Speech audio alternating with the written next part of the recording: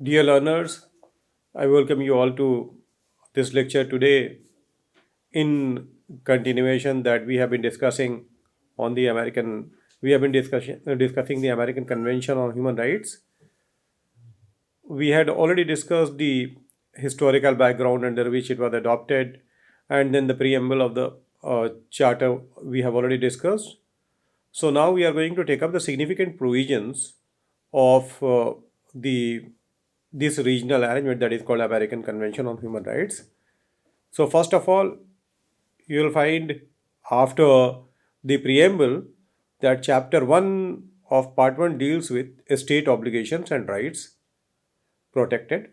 For example, Article 1, the state parties to this convention undertake to respect the rights and freedoms recognized herein and to ensure to all persons subject to their jurisdiction the free and full exercise of those rights and freedoms without any discrimination for reasons of race, color, sex, language, religion, political or other opinion, national or social origin, economic status, birth, or any other social condition. So, again, the principle of non discrimination that we have been discussing is an integral part of all the human rights arrangement today.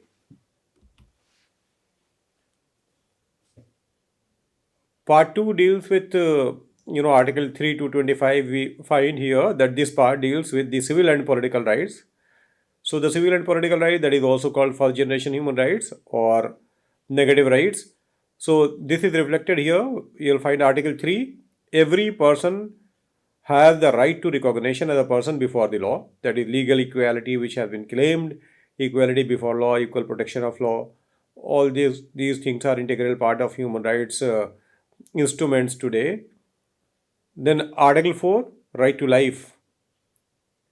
It is said that the right to life is the sanctum sanctorum of the edifice of the human rights anywhere in the world. So, a right to life, here the scope of the right under this article is broad. It encourages the abolition of the death penalty. Important. It is not only that right to life and personal liberty is being protected, but you will find, if you see the underlying spirit of the articles that are mentioned here. So first of all, you'll find that the scope of the right under this article is broad and it encourages the abolition of death penalty. First of all, maintains that in the states where the death penalty has not been abolished, capital punishment should be given for the most serious crimes. Again, you see that minimum in the very few cases, that is, rarest of the rare cases, that death penalty should be given or the capital punishment should be given. Again, the death penalty shall not be re-established in the states that have abolished it. This is also important, that the death penalty, there are many states who have already abolished the death penalty, and if the states have abolished death penalty, those states will not re-establish the death penalty. It shall not be given for political offenses. Again, that is the exception. For political offenses or ideological moorings or for the political prisoners, you'll find we also call them prisoners of conscience. So they will be not given death penalty. So the right to life here you will find is not only trying to guarantee the right to life in normal circumstances, but you'll also find even if the due process of law has been followed or the procedure established by law has been followed, death penalty should be given in the rarest of the rare cases, and it is better.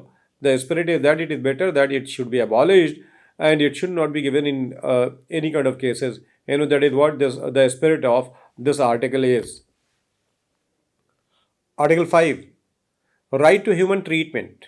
So, right to humane treatment, it protects physical, moral, and mental integrity.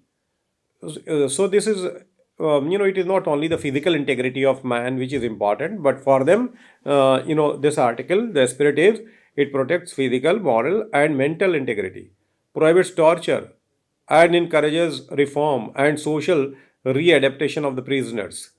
So, if if an individual has committed any kind of crime and he has been detained or arrested, the purpose of the punishment should not be revenge.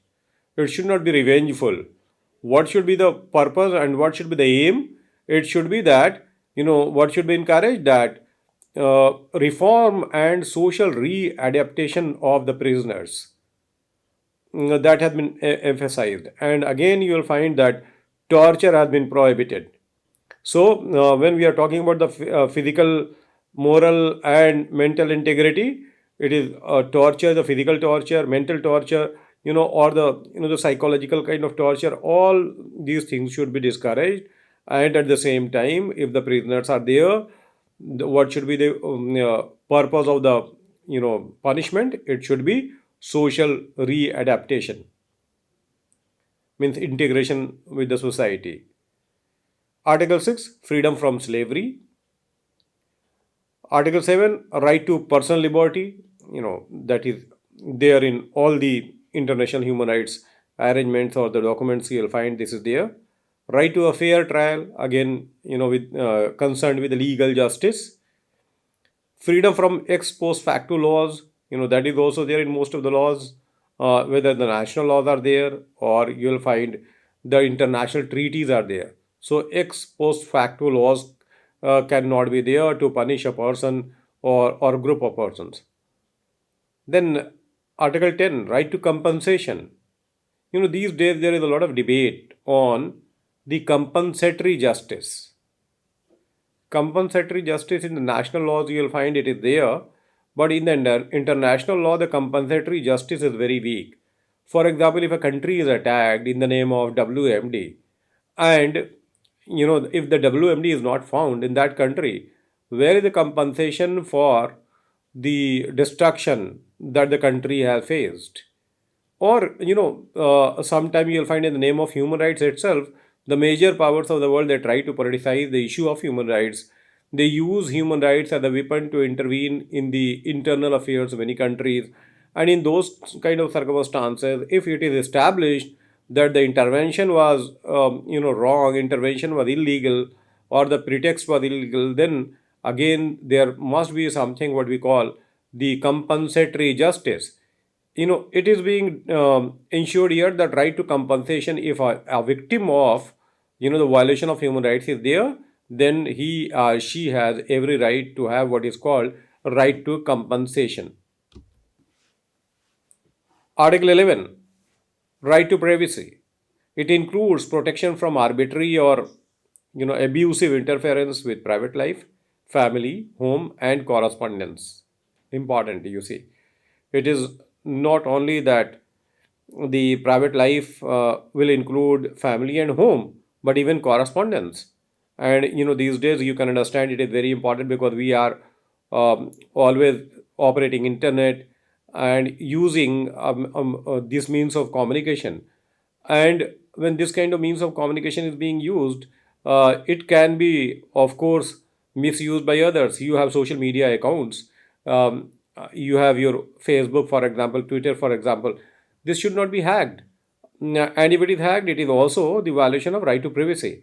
It is invading the right to privacy of a person. So that is also a private space. Although you are sharing with others, but at the same time, the corresponding duty is that those who are sharing, these kind of accounts with you, the corresponding duty is that personal space, which also include the correspondence, it should not be invaded by others. Article 12 is dealing with freedom of conscience and religion. Again, it is there in the UDHR, you will find it is there in the ICCPR. So, the freedom of thought and freedom of conscience and religion.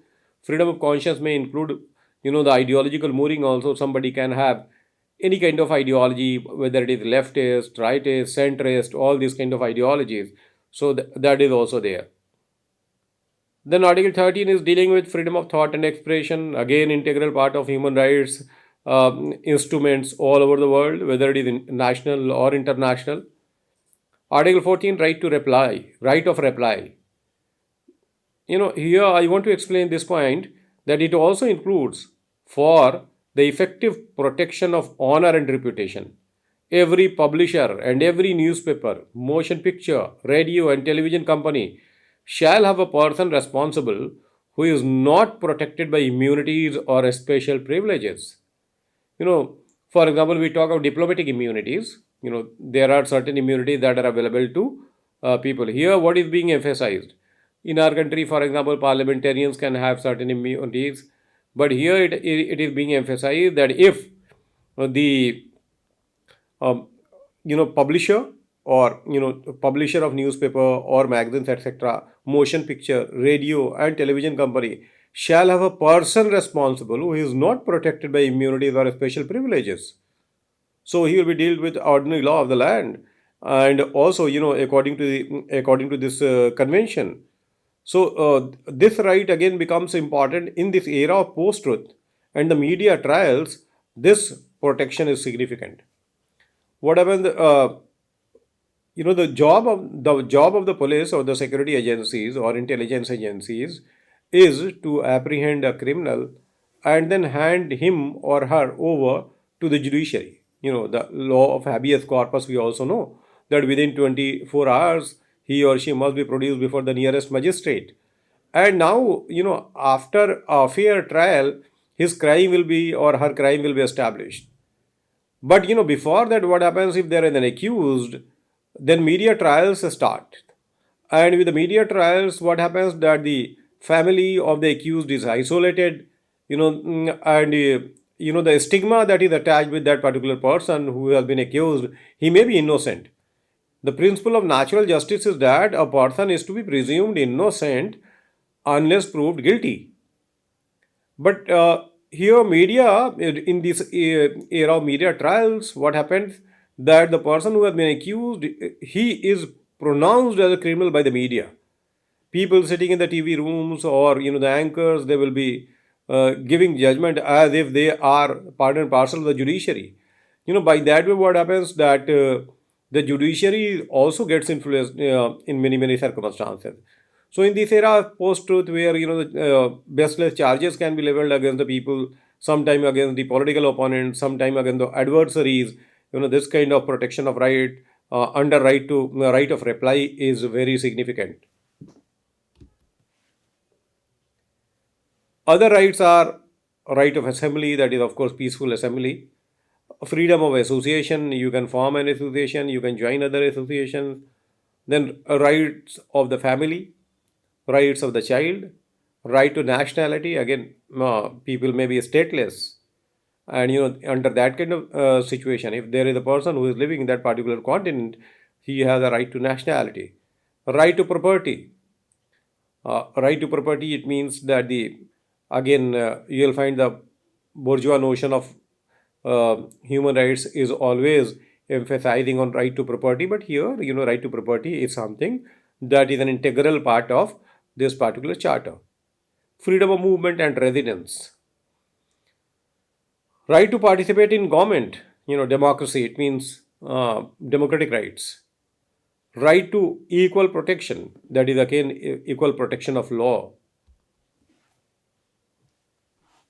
Chapter 3rd of part 1. This part deals with the economic, social and cultural rights. So far we have been discussing civil and political rights, and we found the content of civil and political rights is quite rich, exhaustive. Here we are going to deal with the second generation of human rights that are mentioned in the charter. So this part deals with the economic, social and cultural rights. Article 26, for example, progressive development. The state parties undertake to adopt measures both internally and through international cooperation, especially those of an economic and technical nature, with a view to achieving progressively, that is slow and gradual, depending upon the resources. So that is why it has been mentioned, because many country would have object that it cannot be implemented in one go. The civil and political rights can be implemented just by recognition and incorporating in the law. But so far as the economic, social, and cultural rights are concerned, just incorporation of those rights in the constitution or national law is not enough. So, it needs a lot of resources also. So, this is the reason it has been recognized this fact, and that is why, without view to achieving progressively by legislation or other appropriate means, not only legislation but other appropriate means, the full realization of the rights implicit in the economic, social, educational, scientific, and cultural standards set forth in the Charter of the Organization of American States. as amended by the Protocol of Buenos Aires. The state parties undertake to adopt measures both internally and through international cooperation, especially those of an economic and technical nature, with a view to achieving progressively by legislation or other appropriate means the full realization of the rights implicit in the economic, social, educational, scientific, and cultural standards set forth in the Charter of the Organization of American States as amended by the Protocol of Buenos Aires. The protocol that was later, it was added later on. It has been, this point has been repeated here. Chapter 4th of Part 1. This part deals with the suspension of guarantees, interpretations, and application. This part has 6 articles from 27 to 32. So, all the rights they cannot be realized in all the circumstances. Sometime you will find the emergency situation may be there. Situation like war and emergency. So, under those kind of situation, what are the rights that can be enjoyed and what are the rights that can be suspended? What are the rights that are derogable? What are the rights that are non-derogable? So that is why it has been highlighted here. So, part second, means of protection, has 4 chapters from Article 32 to Article 73. The first chapter, Article 33, deals with the competent organs. The second chapter, Article 34 to 51, deals with the Inter-American Commission on Human Rights. All the things, composition, its power, its functions, everything, its style of working. So that is mentioned here. The third chapter, Article 52 to 69, deals with the Inter-American Court of Human Rights. You see, it is one of the best kind of implementation mechanisms. So that is why it is dealing with the Inter-American Court of Human Rights. The fourth chapter, Article 70 to 73, deals with the common provisions. Part third, general and transitory provisions, consist of 2 chapters from Article 74 to 82. The first chapter, that is Article 74 to 78, deals with signature, ratification, reservations, amendments, protocols, and denunciation, etc. The state parties, what are their obligations, what are their rights, what are their duties, what are their responsibilities, what kind of reservation they have already expressed while signing this charter, the state parties, of course. And then the second chapter, Article 79 to 82, deals with transitory provisions. Implementation mechanism. Now we are going to discuss, since it is you will find it in the convention, so that is why the implementation mechanism is important. We have been talking about the UDHR, that is the Universal Declaration of Human Rights, that it has, all kind of rights. It is a very inclusive kind of document, but at the same time, it lacks what is called implementation mechanism because it's a declaration. But since it is a convention, here you will find that implementation mechanism matters. So what are the implementation mechanism under the convention? We are going to discuss. So Inter-American Commission on Human Rights, that is Article 79 and Article 80. What does it state? The Inter-American Commission on Human Rights plays a crucial role in the implementation and enforcement of the American Convention on Human Rights. So that is a body that is playing a role in implementing the provisions that are there in the convention. It is responsible for monitoring the compliance of member states with the provisions of the convention and conducting investigations into alleged human rights violations. So, this is the job of this commission. It is seeing that the member states are complying with the provisions of the rights that are mentioned in the convention. At the same time, it is responsible for monitoring the compliance of member states with the provisions of the convention and conducting investigation. If there is allegation that human rights have been violated, then they have the authority to conduct investigation.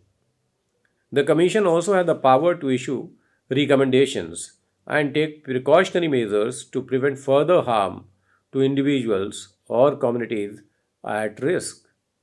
So, the recommendation of the commission, which is most of the time not ignored. So that is why it is the in that way you will find it is representing the collective will of all the member states. So that is why this is important.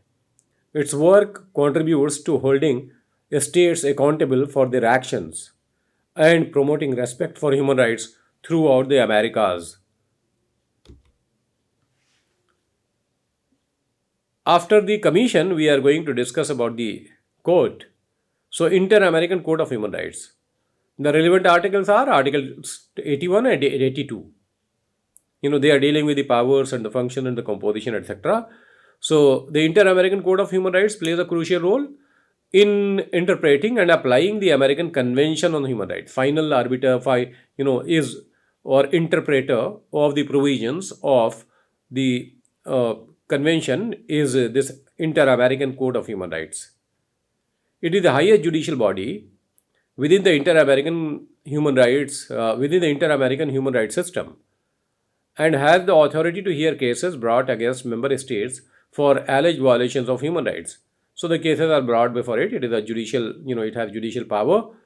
The court's decisions are binding and serve as legal precedents for member states, ensuring consistency in the interpretation and enforcement of human rights standards across the Americas. So not only this, that you'll find this court is taking up the cases of violation of human rights by the member states, but when it is pronouncing judgment, they are binding on the member states. And it is also the main job. What is by giving judgments and decisions or rulings, this human rights court is playing an important role in what is called the legal precedents it is established for member states. So the same thing should be corresponded in the national or the domestic laws. So that is by that way it is playing a very significant kind of role. Additionally, the court also provides advisory opinion on legal matters related to human rights, further contributing to the development and protection of human rights in the region. So the advisory opinion that is sought by the member states and that is given by the court, that also is a mechanism to protect and promote human rights in Americas. Now we are going with this we are going to conclude our discussion on American Convention on Human Rights, and here you will find the American Convention on Human Rights has its origin in the American Declaration of Rights and Duties of Man, which was adopted months before the UDHR. So in this way you will find that UDHR was adopted on 10 December 1948, and months before it, before the declaration of the Universal Declaration of Human Rights, this declaration was adopted, the American Declaration on Rights and Duties of Man, and that was adopted in April 1948. So this is very interesting that the UDHR was being discussed, it was being drafted, and here this American declaration was adopted. And you see the nomenclature, it includes, the declaration includes rights and duties of man. It is not only rights, so it is rights and duties of man. So we have been discussing the rights and duties go together, and the nomenclature itself shows that it is emphasizing that rights and duties go together, and that's why Declaration of Rights and Duties of Man both have been mentioned here. It is interesting that the American Declaration mentioned both rights and duties. Of course, here, if you see the UDHR, it is not talking about the duties, but it is talking about the rights, and that's why it is said that the Eurocentric, discourse on human rights is most of the time rights-centric, which is not giving due importance to duties. But here you will find in the American Convention, or in the American Declaration, both the things have been included, that is rights and duties both. The American Convention has also mentioned the personal responsibilities. You see, it was not only the declaration. Rights and duties were, so from declaration to convention, this journey we have to understand. And here, because declaration was having no implementation mechanism, and the convention of course has a strong implementation mechanism. So this journey from declaration to convention, which is legally binding treaty, here you will find that the American Convention has also mentioned the personal responsibilities, that is duties, under Chapter 5, Article 32. It includes every person's responsibility toward his family, his community, and mankind. Very interesting, you see, that the moment you recognize, this duty or the duties, that is, it includes every person's responsibility toward his family first of all. Family cannot be neglected. So it means the family as a basic unit of the society is being recognized. Then his community, community can have broader interpretation. It may be the ethnicity, it may be the race, it may be the country, it may be the nation, it may be the sub groups within a particular nation. So first of all, it is towards his family, towards his community, and mankind in general. So everybody has this kind of responsibility. Very interesting. The American Convention contributes to effectively implementing human rights in the Americas. You see, when we are talking about the Americas, you can understand the diversity and all. The ideology of moving also. You will also find that during the Cold War, what was the situation? That the countries were aligned to the different, camps. But even then, what has been achieved is that some kind of consensus building has been there, and because of that, the American Convention contributes to effectively implementing human rights in the Americas. So, with this, we are going to conclude our discussion on the American Convention on Human Rights. And you found that how we discussed about the declaration which was adopted before the adoption of the UDHR by the United Nations. So, in this sense, you will find that the American Convention has been much ahead of the UDHR so far as adoption is concerned. And after that, you will find that UDHR 2, the UDHR was the declaration, and then the two legally binding covenants were adopted in 1966. So it took 18 years in coming from declaration to convention. But here you will find that again the American convention we are seeing declaration to convention with a strong implementation mechanism, not only commission but also court is being established. So through the protocols. So the protocols and the implementation mechanism that have been there in this convention, that makes it a very effective kind of convention. And in this way, we can say that this regional arrangement or the regional mechanism of implementing and promoting human rights must be appreciated. And I don't know why. There are many reasons that can be explained in our lecture that follows after this. That you can find that Americas, they have a convention. European, the Council of Europe has a convention. You will find African convention we are going to discuss.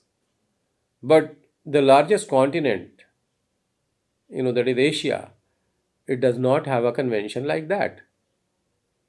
So what are the factors that are there? Even you see that we have SARC, South Asian, nations. They don't have a very strong mechanism of promotion of human rights or protection of human rights. So I think these regional arrangements that we have discussed so far, that is the European Convention and then the American Convention, they can become a role model for all of us, living in South Asia or the countries of Asia, to have similar kind of mechanism to promote and protect human rights at what we call the pan-Asia level. After this, in the next class or the next lecture, we are going to deal with African Convention on Human Rights. So after European Convention, first of all we discuss European Convention, then we discuss American Convention. Now we are going to discuss the protection and promotion of human rights in another continent, that is African continent.